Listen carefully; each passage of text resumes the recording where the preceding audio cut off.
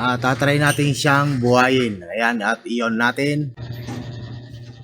Ayan, ganyan din siya kaliwanag. Ayan, bawasan ng liwanag at pwede mo siyang liwanagan pa. Napanood mo ba ang mga solar ceiling LED light na review ko nakaraan?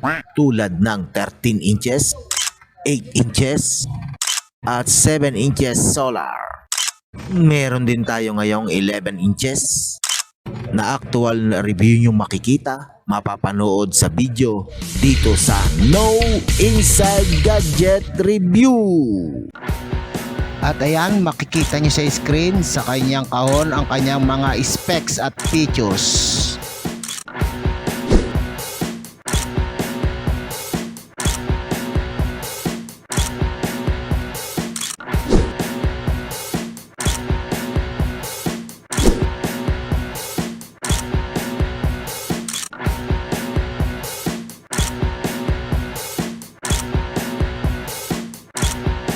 Solar Gadgets Teardown and Review.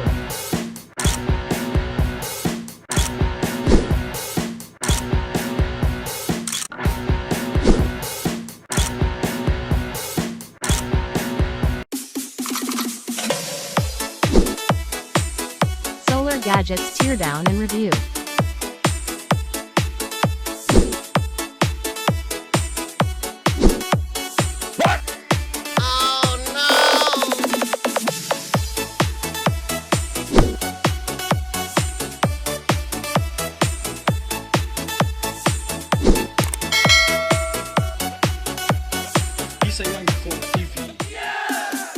Okay guys, ito yung pinakang ilaw niya. Ayan ang mga ilaw niya.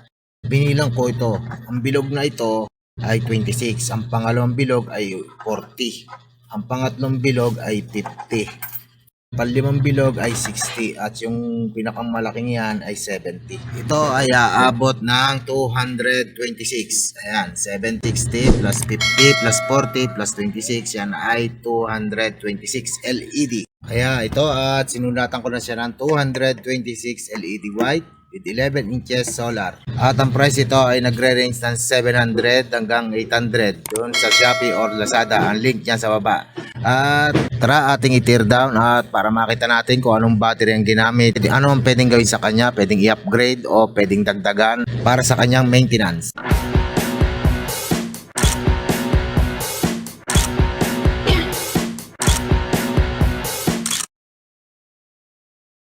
At guys, kung nagcha-charge siya at kinabit mo yung pinaka-charging niya, ayan, sa solar, ayan. Ginamit lang natin yung daylight kasi narito tayo sa loob. Ay, ganito ang itsura ng pag-charge niya. Ayan, nagbiblink siya. Bali, yung pinaka-connector niya doon sa solar, sinuplayan ko lang ng positive-negative ng 5 volts. At ito yung ating power supply, makikita nyo. At kumakain ng amperahe niya ng 1.4 ampere. 1.4, ayan, nagcha-charge siya at nagbiblink. Ayan guys, ang ating test ngayon, araw na to para sa solar ceiling light na 11 inches. This is No Inside Gadget Review, Demo, Sound Check and Physical Checking. Mag-subscribe kung hindi pa.